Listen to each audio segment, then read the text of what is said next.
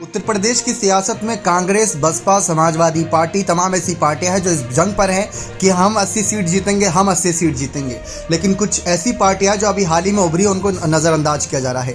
राजा भैया की आप तस्वीरें देख ही रहे हैं। राजा भैया भी एक पार्टी के अब अध्यक्ष के तौर पर जाने जाते हैं, जनसत्ता दल। तो राजा भैया का कद भी काफ़ी बढ़ चुका है। अगर पिछले विधानसभा चुनाव से देखा जाए, MLC चुनाव की बात कर ले या फिर नगर निकाय चुनाव की बात कर ले, राजा भैया चर्चाओं में हमेशा रहते हैं। अब लोकसभा चुनाव नज़दीक आ रहा है और राजा भैया की चर्चा ना हो, ऐसा हो नहीं सकता।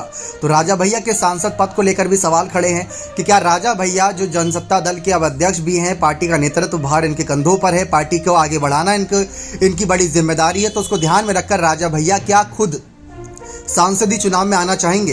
क्योंकि एक तरफ समाजवादी पार्टी के शिवपाल अखिलेश प्रतापगढ़ या कौशाम्बी सीट की बात कर ले, वहां पर आसपास की सीटों पर अपनी पकड़ मजबूत बनाने के लिए एक के बाद एक रैलियां, नए जिलाध्यक्ष, तमाम चीज़ों का ऐलान कर रही हैं। लेकिन राजा भैया अभी थोड़े खामोश हैं। कहा जाता है कि तूफान से पहले की खामोशी हो सकती है या फिर शेर छलांग लगाने से पहले 2 कदम पीछे आ रहा हो।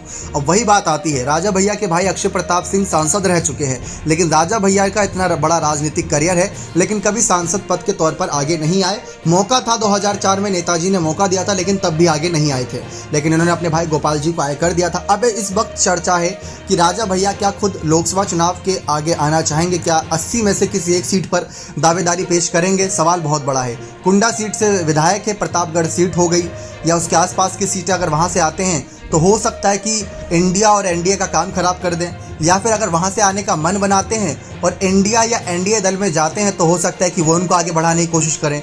तो राजा भैया सांसद पद के लिए जा सकते हैं, क्योंकि राजा भैया के पास वो मुद्दे हैं। अगर इनको देखा जाए तो बहुत कम मुद्दों पर आवाज़ उठाते हैं, लेकिन जब भी आवाज़ उठाते हैं तो ऐसी बुलंद आवाज़ उठाते हैं कि उस मुद्दे पर सरकार को कुछ ना कुछ बात माननी पड़ती है। अब वही बात आती है कि अगर राजा भैया उन्हीं मुद्दों को राज्य स्तर से निकाल के राष्ट्रीय स्तर तक की राजनीति में लोकसभा सदन तक लेकर जाएंगे तो बात कुछ अलग पड़ेगी।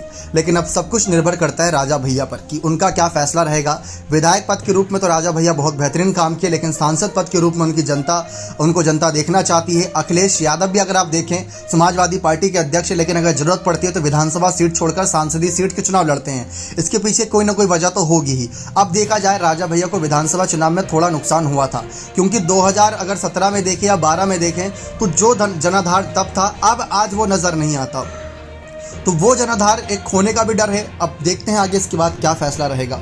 बने रहे चैनल के साथ। बहुत बहुत धन्यवाद।